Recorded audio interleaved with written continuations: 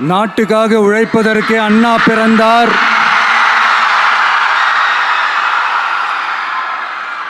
பொது நலத்தில் தானே நாள் முழுக்க கண்ணாய் இருந்தார்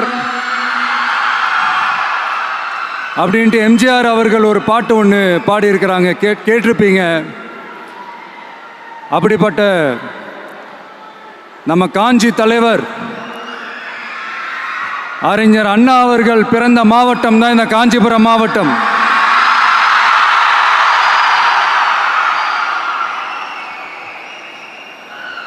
தன்னுடைய வழிகாட்டின்றதுனாலேயே தான் ஆரம்பித்த கட்சியினுடைய கொடியில் அறிஞர் அண்ணா அவர்களை வச்சவர் எம்ஜிஆர். ஆனால் அறிஞர் அண்ணா அவர்கள் ஆரம்பித்த அந்த கட்சியை அதுக்கப்புறம் கைப்பற்றினவங்க என்னெல்லாம் பண்ணுறாங்கன்னு நான் சொல்லிதான் உங்களுக்கு தெரியணுமா என்ன? மக்களே, உங்களுக்கு தான் அது நல்லா தெரியுமே.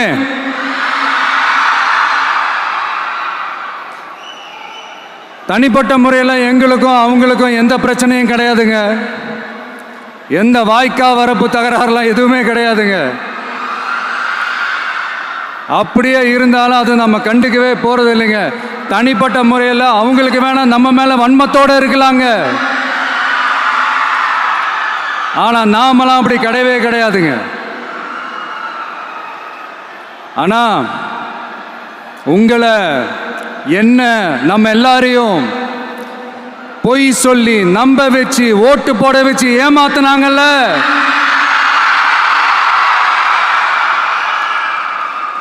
அப்படி ஏமாத்தி ஆட்சிக்கு வந்து நல்லது செய்யற மாதிரி நடிக்கிறாங்கல்ல, நாடகம் ஆடுறாங்கல்ல,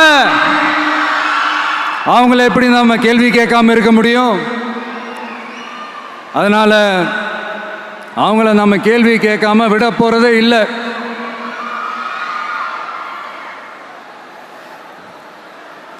இதையே நான் காஞ்சிபுரம் மாவட்டத்தில் இருந்து நான் சொல்றேன்னா, தெரிஞ்சோ தெரியாமலோ இந்த மாவட்டத்துக்கும் நமக்கும் ஆட்டோமேட்டிக்காவே ஒரு கனெக்ஷன் ஒன்று ஏற்படுதுங்க.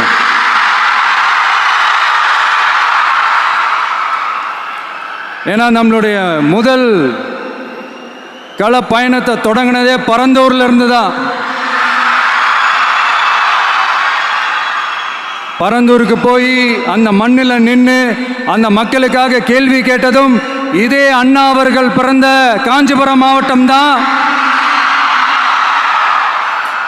இன்னைக்கு ஒரு பெரிய மனவேதனைக்கு அப்புறம் இந்த மக்கள் சந்திப்பு நிகழ்ச்சிக்கு வந்திருக்கிறதும் அதே அண்ணா அவர்கள் பிறந்த காஞ்சிபுரம் மாவட்டம் தான்.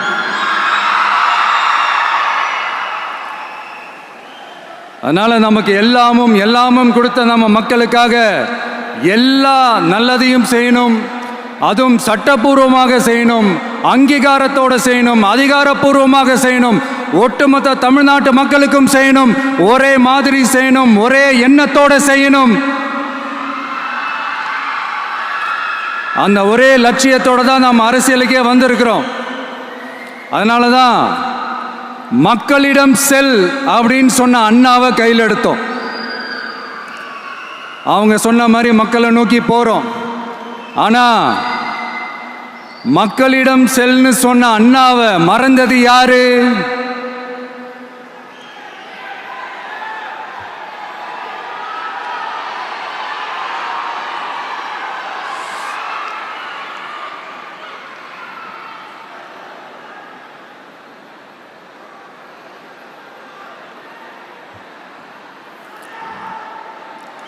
கொள்கையா? அதுனப்பா கிலோ என்ன விலை என்னன்னு கேட்குற அளவுக்கு அப்படி ஒரு கட்சியை ஒன்று நடத்திக்கிட்டு அந்த கட்சியினுடைய தலைவர் தமிழ்நாட்டு முதல்வர் சொல்றாரு, நமக்கு கொள்கை இல்லையா? எப்படி நமக்கு கொள்கை இல்லையா? பிறப்புக்கும் எல்லா உயிருக்கும்னு ஒரு அடிப்படை கோட்பாட்டை நம்ம கட்சியினுடைய ஒரு முக்கிய கோட்பாட்டை அறிவிச்ச நமக்கு கொள்கை இல்லையா? எல்லாருக்கும் எல்லாமும் கிடைக்கணும், சமூக நீதி கிடைக்கணும். அந்த சமூக நீதி உண்மையான சமூக நீதியா இருக்கணும். சாதி வாரி கணக்கெடுப்பு நடத்தணும்னு ரொம்ப ஸ்ட்ராங்கா சொன்ன நமக்கு கொள்கை இல்லையா? CAA அறிவிச்சதுக்கு அப்புறம் அப்ப நம்ம கட்சி ஆரம்பிக்கிறதுக்கு முன்னாடியே எதிர்த்த நமக்கு கொள்கை இல்லையா? வகுப்பு சட்டத்தை எதிர்த்து உச்ச நீதிமன்றத்துக்கு முதல்ல போன நமக்கு கொள்கை இல்லையா? நீட்ட வந்தா ஒழிச்சிருவேன், நீட்ட வந்தா அழிச்சிருவேன், ஆட்சிக்கு வந்தவனே ரத்து செய்யறதே நீட்டை தான், அப்படி இப்படின்னு கதையெல்லாம் விடாம கல்வியை மாநில பட்டியலில் சேர்க்கணும்னு சொன்னதோட மட்டும் இல்லாம அதுக்கு ஒரு இடைக்கால தீர்வை சொன்ன நமக்கு கொள்கை இல்லையா? சமத்துவம் சம வாய்ப்புன்னு ரொம்ப ஸ்ட்ராங்கா சொன்ன நமக்கு கொள்கை இல்லையா? இப்படி கொள்கையை வெறும் பேச்சில் மட்டுமே பேசிக்கிட்டு எல்லா கொள்கையும் அண்டர் கிரவுண்ட்ல அடக்கி வச்சுக்கிட்டு என்னவோ இவங்களுக்கு மட்டும்தான் எல்லா கொள்கையும் குத்தகைக்கு எடுத்த மாதிரி. இவங்க கொள்கையே கொள்ளை தானே. எப்படி? இவங்க கொள்கையே கொள்ளை தானே. இதெல்லாம் மக்களுக்கு யாருக்கும் தெரியாதுன்னு நினைச்சிட்டு இருக்கீங்களா?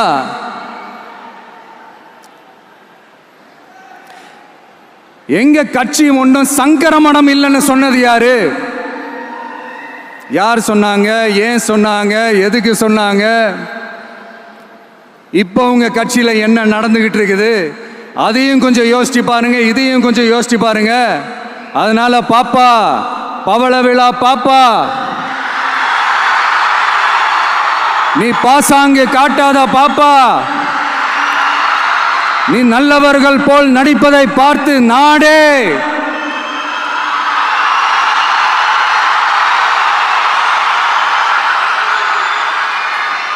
பாப்பான்னு சொன்னோம். அப்ப கூட பாத்தீங்கன்னா பாப்பான்றது ரொம்ப ஆசையா பாசமா சாஃப்டா தான் சொன்னோம். அதையே நீங்க அதிர்ச்சியா எடுத்துக்கிட்டீங்கன்னா அதுக்கு நாங்க என்ன பண்றது? அதே நீங்க விமர்சனம்னு சொன்னீங்கன்னா நாங்க என்ன பண்றது? இன்னும் நாங்க விமர்சனம் செய்ய ஸ்டார்ட் பண்ணவே இல்லையே, இன்னும் நாங்க அடிக்க ஸ்டார்ட் பண்ணவே இல்லையே, அதுக்குள்ள அலர்னா எப்படி?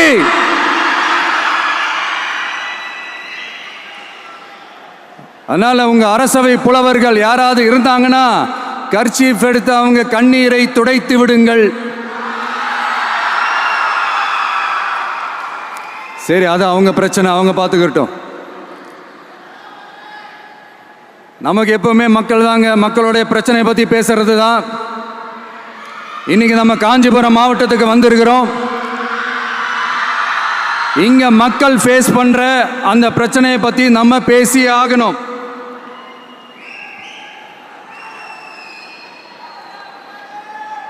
இந்த காஞ்சி மண்ணை வாழ வைக்கிற ஜீவ நதி பாலாறு, உயிர் நதி பாலாறு. இந்த மக்களோட உயிரோடவும் ரத்தத்தோடும் கலந்து ஓடுவது பாலாறு. அந்த பாலாறை இன்னைக்கு பெரியார் பெயரையும் அண்ணா பெயரையும் சும்மா பேருக்கு வச்சுக்கிட்டு ஆட்சி நடத்துறவங்க என்ன பண்றாங்க தெரியும்ல? சுரண்டிட்டாங்க, கொள்ளையடிச்சிட்டாங்க, நாசம் பண்ணிட்டாங்க, மோசம் பண்ணிட்டாங்கன்னு இன்னும் என்ன வேணாலும் சொல்லலாம். ஆக மொத்தம் அழிச்சிட்டாங்க. இதை நான் ஏதோ போற போக்கில் ஏதோ அடிச்சு விடலங்க, ஆதாரத்தோட தான் சொல்றேன். அனுமதிக்கப்பட்ட அந்த லெவலை தாண்டி 22,70,000 யூனிட் மணலை கொள்ளையடிச்சிருக்கிறாங்க. ஆக மொத்தம் இதில் அவங்க அடிச்ச கொள்ளை எவ்வளவு தெரியுமா? ரொம்பலாம் இல்லை, கம்மி தான். 4,730 கோடி. கம்மி தான் இல்ல?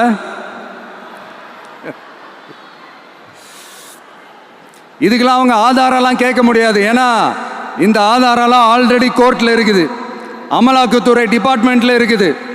அந்த டிபார்ட்மெண்ட்ல வேலை செஞ்ச சில நல்லவர்கள் அவங்க அடிச்ச அந்த கொள்ளையெல்லாம் தாங்க முடியாம வெளியில சொன்ன அந்த ஆதாரங்கள், இதெல்லாம் சம்பந்தப்பட்டவங்களுக்கு இன்னும் நல்லாவே தெரியும்.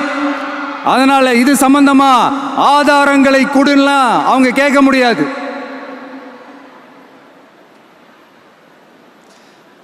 மணலை கொள்ளையடிச்சா நீர்நிலைகள் அழியும், ஏரி குளம் கண்மா எல்லாம் அழியும்.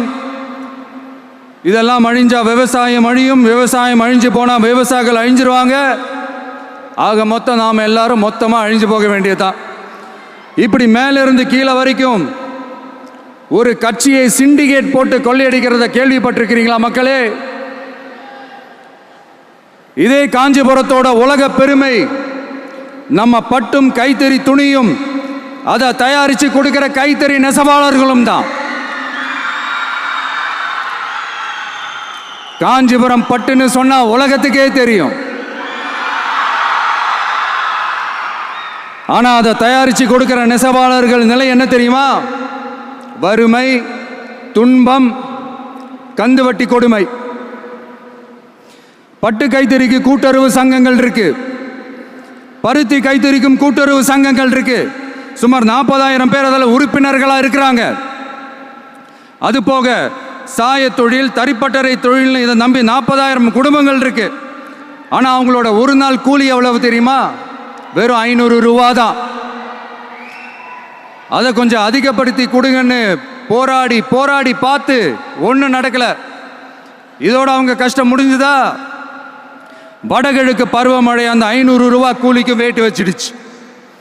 எப்படி விவசாயிகள் டெல்டா மாவட்டங்களில் மழையால் பாதிக்கப்பட்டாங்களோ அவங்கள கண்டுக்காம எப்படி இந்த அரசாங்கம் கைவிட்டுடுச்சோ அதே மாதிரி தான் நம்ம கைத்தறி நெசவாளர்களும் மழையால் பாதிக்கப்பட்டிருக்கிறாங்க.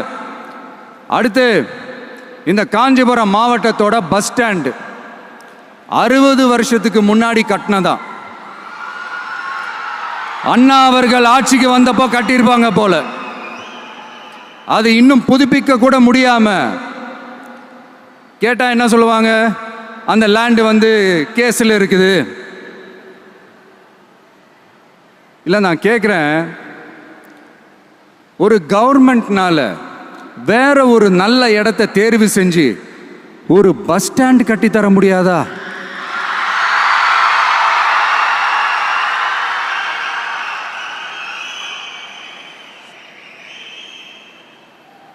பிரச்சனை என்ன தெரியுமாங்க? அவங்களுக்கு மக்களை பற்றி யோசிக்கிறதுக்கே நேரம் இல்லை. அதுதான் பிரச்சனை.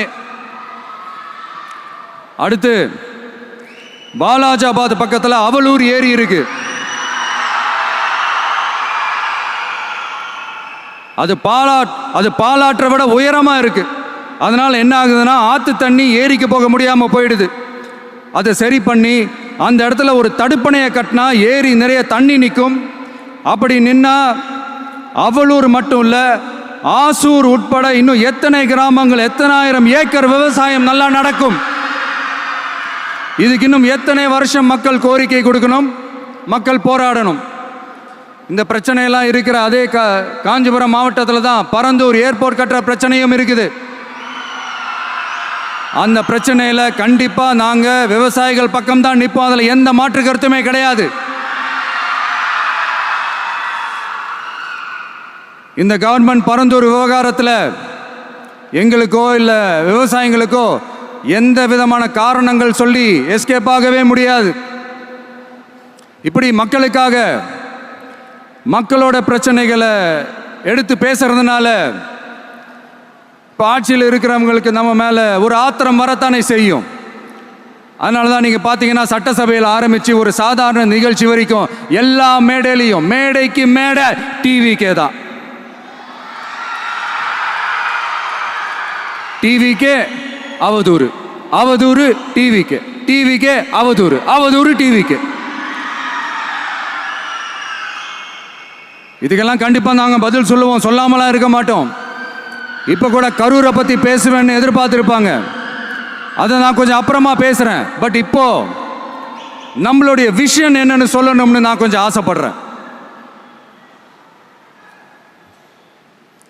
நம்ம ஆட்சிக்கு வந்தா அது என்ன வந்தா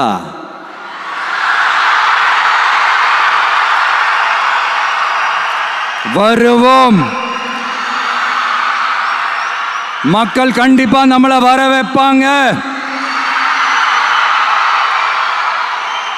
மக்களுக்கான ஆட்சியை மக்களே விரும்பி வர வைக்கத்தானே செய்வாங்க.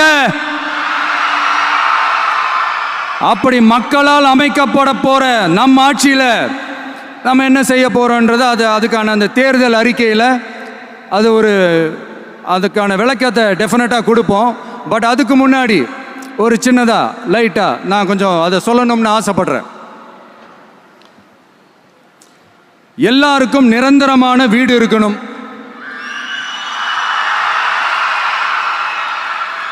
ஒவ்வொரு வீட்டுக்கும் ஒரு மோட்டார் சைக்கிள் வாகனம் உறுதியா இருக்கணும். காரும் தான் லட்சியம். அதுக்கான வசதி வாய்ப்பை உருவாக்குற அளவுக்கு பொருளாதார வளர்ச்சிக்கு வழியை உண்டாக்கணும். ஒவ்வொரு வீட்டில் இருக்கிற ஒவ்வொருத்தரும் மினிமம் டிகிரி படிச்சிருக்கணும்.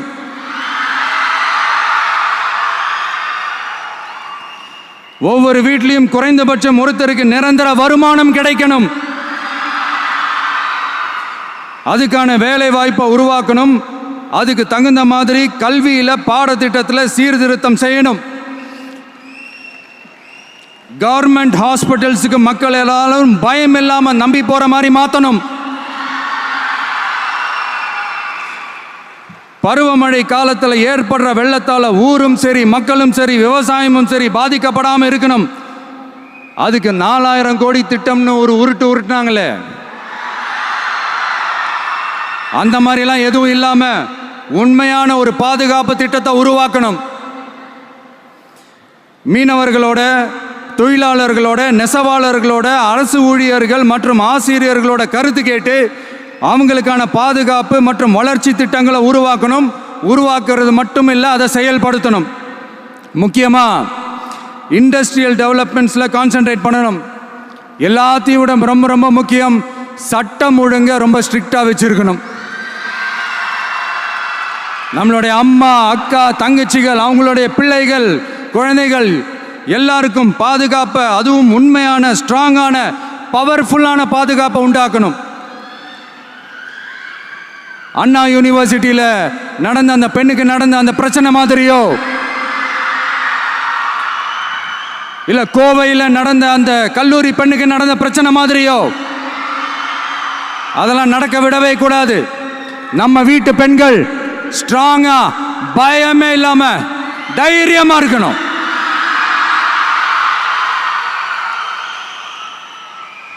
இதை எப்படி செயல்படுத்த போறோன்றது முன்னாடி சொன்ன மாதிரி நம்மளுடைய தேர்தல் அறிக்கையில் அதுக்கான விளக்கத்தை ரொம்ப டீட்டெயில்டாக கொடுப்போம். நான் சும்மா மற்றவங்க மாதிரி அவங்கள மாதிரி எல்லாத்தையும் அடித்து விட்டுட்டு ஏமாத்துற வேலையெல்லாம் இங்கே கிடையாது நம்ம கிட்ட. நான் மறுபடியும் சொல்கிறேன், நம்ம அரசியலுக்கு வந்தது உங்களுக்கு நல்லது நல்லது நல்லது மட்டுமே செய்கிறது தான்.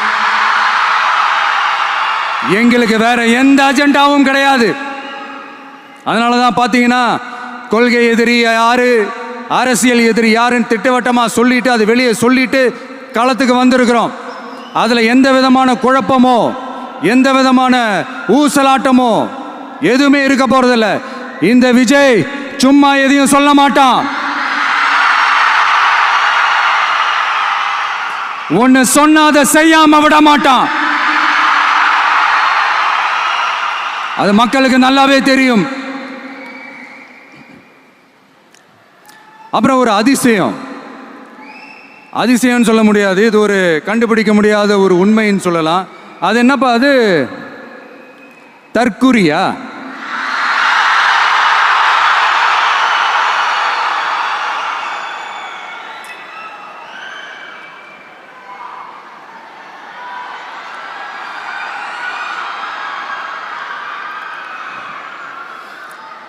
நம்ம டிவிகேக்கு சப்போர்ட் பண்ணுற கோடிக்கணக்கான லட்சக்கணக்கான மக்கள், நம்மளுடைய நண்பிகள், நம்மளுடைய ஜென்சி கிட்ஸ் எல்லாரையும் தற்குறிகள்னு சொல்லி வாங்கி கட்டிக்கிட்டு இப்போ அவங்களாம் தற்குறியெல்லாம் கிடையாது, அப்படிலாம் அவங்கள கூப்பிடாதீங்க, அவங்க சங்கிகள்லாம் கிடையாது, அப்படிலாம் அவங்கள கூப்பிடாதீங்கன்னு சொல்லி ஒரு குரல். யாருடா அந்த குரல் அப்படின்னு பார்த்தா, இப்போ ரீசண்டா அறிவு திருவிழான்னு ஒன்று நடத்தினாங்கல்ல, சாரி அவதூறு திருவிழா. அதில் அவங்க தலைமையே குழப்புற மாதிரி, அறிவு கண்ணை திறந்து வைக்கிற மாதிரி ஒருத்தர் பேசியிருக்கிறார். அவர் யாருன்னா அது அவங்களோட எம்எல்ஏவே. அந்த எம்எல்ஏ யாருன்னா நம்மளுடைய கொள்கை தலைவர்களில் ஒருத்தரான மக்கள் சேவகர் அஞ்சலை அம்மாளோட சொந்தக்காரர். என்னடா இது இப்படி ஆகி போச்சு, டிவிகேக்கு சப்போர்ட் பண்ணுற மாதிரி நம்ம கட்சியிலேருந்தே ஒரு குரல் வருதுன்னு சொல்லி தலைமையில் ஃபுல்லாக கன்ஃபியூஷன். அந்த கன்ஃபியூஷன் இதோட நிற்காது. அந்த ஆதரவு குரல் ஒரு வீடு விடாம, ஒரு இடம் விடாம, எல்லா இடத்துலையும் எல்லா வீட்லையும் இன்னும் பலமா எதிரொலிக்குதான் இல்லையான்னு பாருங்க. சும்மா பிளாஸ்ட் தான்.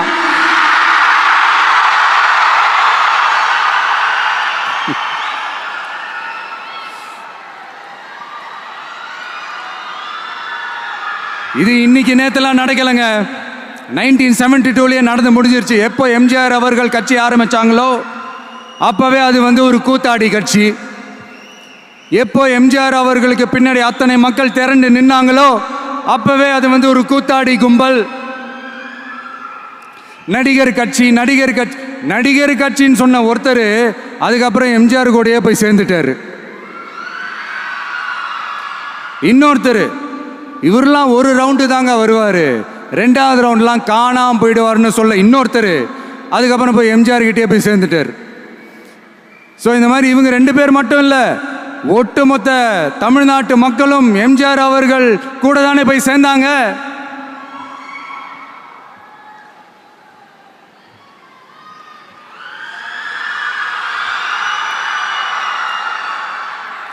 அதனால இது வரலாறு. இந்த வரலாறு நம்மளை விட அவங்களுக்கு இன்னும் நல்லாவே தெரியும். அதனால தான் பார்த்தீங்கன்னா 53 வருஷமா அதே கதறல்கள். கூத்தாடி கூட்டம், நடிகர் கட்சி, நடிகர் கூட்டம், இப்படி. மர்மயோகின்ற ஒரு படத்தில் அவருடைய கேரக்டர் பேர் கரிகாலன். அதில் ஒரு சூப்பர் டயலாக் ஒன்று சொல்லியிருப்பார். குறி வைத்தால் தவற மாட்டேன், தவறுமானால் குறியே வைக்க மாட்டேன்.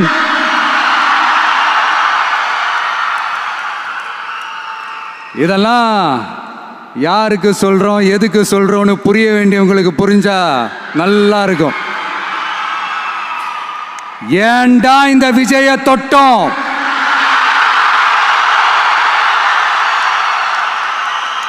ஏண்டா விஜய் கூட இருக்கிற அந்த மக்களை தொட்டோம் நினைச்சு ஃபீல் பண்ண போறீங்க.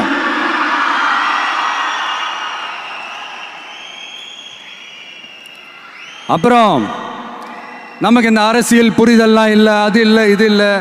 அப்புறம் நான் கேட்குறேன், மக்கள் எல்லாரும் உங்களுக்கு தற்குறிகளா?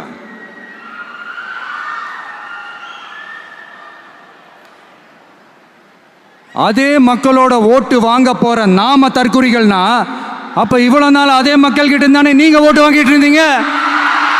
அப்ப நீங்க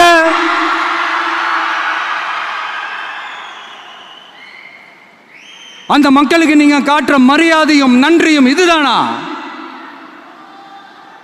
ஒன்று மட்டும் சொல்றேன், எழுதி வச்சுக்கோங்க. இந்த தற்குறின்னு சொல்றீங்கல்ல, இந்த தற்குறிகள்லாம் ஒன்னா சேர்ந்துதான் வாழ்நாள் பூரா விடையை கண்டுபிடிக்காத முடியாத அளவுக்கு உங்க அரசியலே ஒரு கேள்விக்குறியாக்க போறாங்க.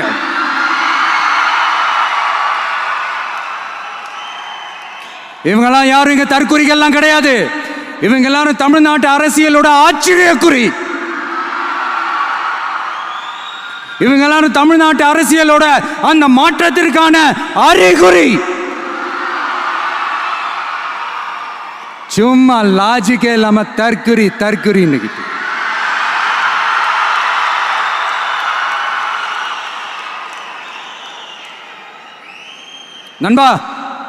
நண்பி